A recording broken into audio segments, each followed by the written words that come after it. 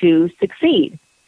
And some of the things about 2030 chill me to the bone.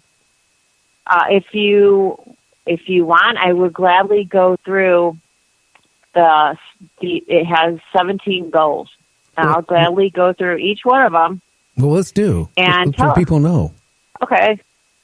Well, the first goal, number one goal for 2030, the SDG, or Sustainable Development Goal, is no poverty.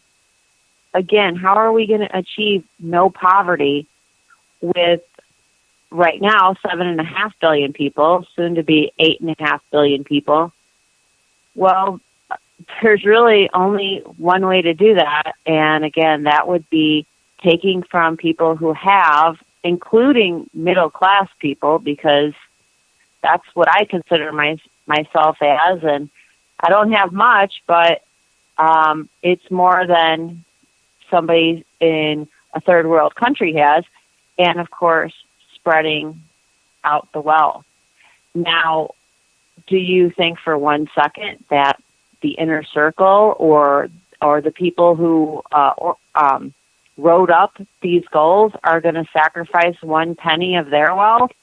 I just want to bring up, I don't know if you remember this, but maybe 5 years ago, 6, 7 years ago, somewhere in there, Cyprus had their entire banking system cleaned out. Do you remember this? Oh, yeah. Yeah. Okay.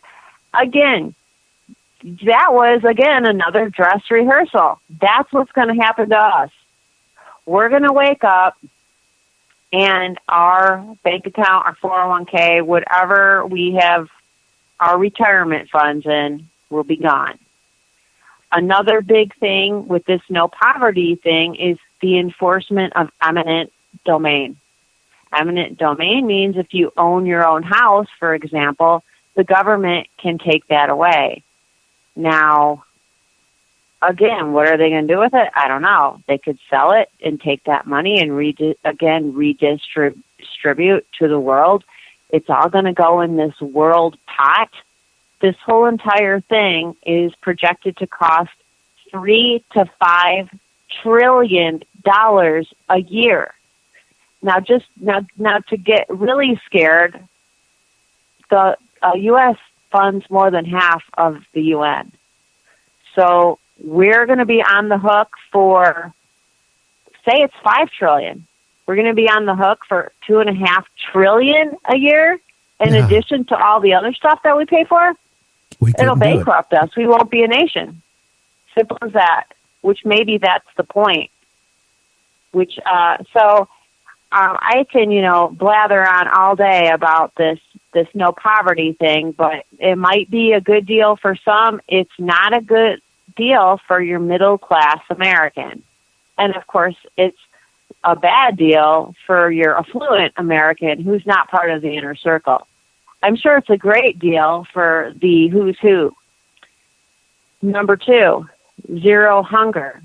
Well, that is where, and I think if you watch the news, that is a big part of that Ocasio-Cortez, the Green Deal, all of that.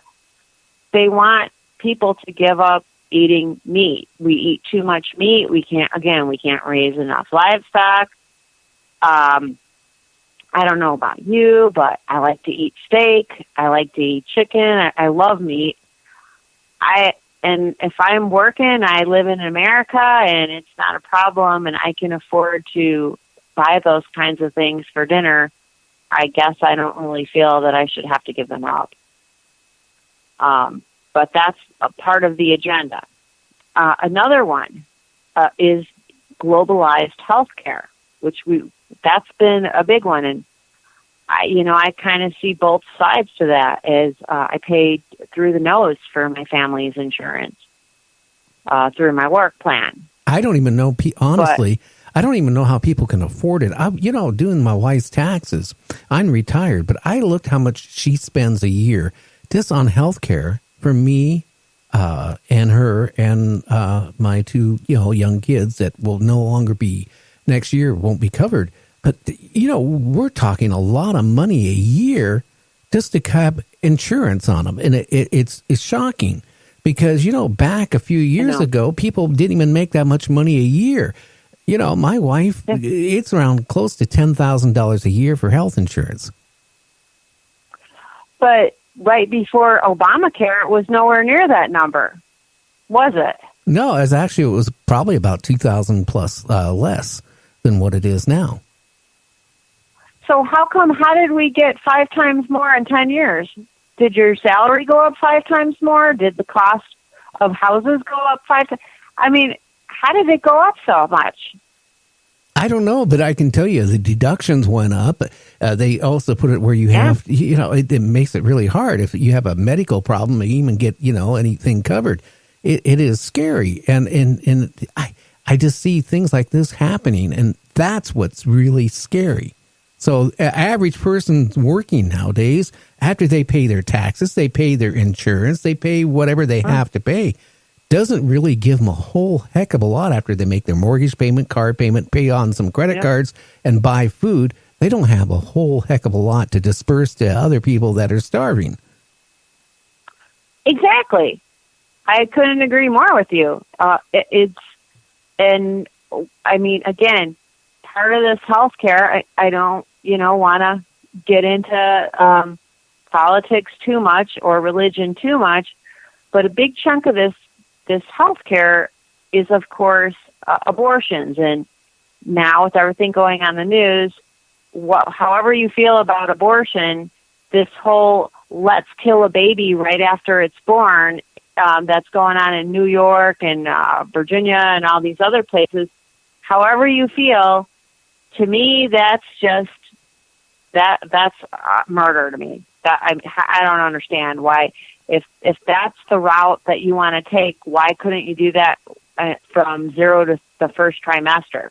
Why would you have to wait till you're giving birth to the baby and say, "Oh, I want an abortion"? Yeah. I don't understand that. I don't either. To me, I've said it before. I'm going to say it again. What the heck? I'm going to throw it out there. This is another conspiracy theory, but I think these women are selling these babies for their parts, for lab experiments. Why else would you do this? Well, that is possible because, a guy and his son just got busted here last week. They were actually selling diseased body parts all over the world. And I don't know if you read that in the news, but that's one thing I can't understand. But I guess there's a black market on everything, and that's just thinking about body parts it just makes me sick. Yeah. But all I can think is stem cells. Yeah, the babies have the best stem cells, and they have, of course, the undamaged organs. All great things that you could clone, all great things that you could harvest. Because I can't think of one reason in the world why you couldn't have an abortion from 0 to 3 months when you're 9 months on the table giving birth. I don't get it. People are so excited about these new state laws. Again, I don't get it. There's got to be something. Usually, if you follow the money, there's the answer, right? Oh, yeah. The fourth thing on sustainable development goals is, this one is my favorite because, as you know, my day job is a teacher. Quality education. What is that code for? That's code for propaganda. And quality education means the globe is going to learn history. The globe is going to learn science. So history will be how the New World Order wants to present it. Science will be what the New World Order wants to present it. I guess math is math. I don't know how they can doctor that much up. But English, well, the books that chosen will promote New World Order living, of course. So they're not going to be reading, 1984, Brave New World, or any conspiracy type of novel. They're going to be reading things that promote New World Order. Number 5, gender equality. Well, that sounds like a good thing. With as a woman, I of course believe in equality, and I'm sure most people do. But that's including the whole transgender, trans, whatever. I mean, there's like 10 different things they've got going now. That the transgender, then some people, what do they call it? Trans something, where they don't want to go through with the operation, but they want to be thought of as a different sex than they are. I mean, it goes on and on and on. There's a whole bunch of them. That's all in there. Number 6 is clean water. Number 7, clean and affordable energy. Now, who gets to sell that energy? That's one of my favorite questions. Who's going to sell us the clean energy? Well, of course, one of the people who have written the UN Agenda 2030, so they can make a lot of money. Number 8, decent work, economic growth. What does that mean? After you strip everyone of their property, after you strip everyone of their bank accounts, what does decent work mean? Number 9, industry, innovation, and institutions. Again, that's a kind of a, what do you call, kind of a vague one, shall we say. We're supposed to build a new kind of infrastructure for, I guess, the homeless people of the world. Goal number 10, reducing inequalities. Now that's going on right now. You've got a normal crime, and then you've got a hate crime. To me, I think a hate crime should fall under a regular crime. What do you need to differentiate a murder with a hate murder? What's the difference? I guess that's what I'm seeing. Goal 11, sustainable cities and communities. Well, again, this one is all about settlements and affordable housing. And as I'm sure you watch the news, everything that's going on at the border, that's where goal number 11 comes in. So if somebody wants to move to whatever country they want to move to, they are entitled to their affordable housing, which kind of is upsetting to me, because if my housing got taken away and then somebody who just came here from another country could somehow live in it for an affordable amount, I don't know. I don't know how that would fly. Again, you're dealing with the people who had to give up something, and then the people who are going to get something. So, goal 12, responsible consumption and production. That, again, is how, and I kind of agree with this one. I'm sure you do too. It is kind of ridiculous that we go through so much garbage. I know that I overconsume things. I don't like, I live in Texas and I don't like the taste of the water, so I buy water all the time.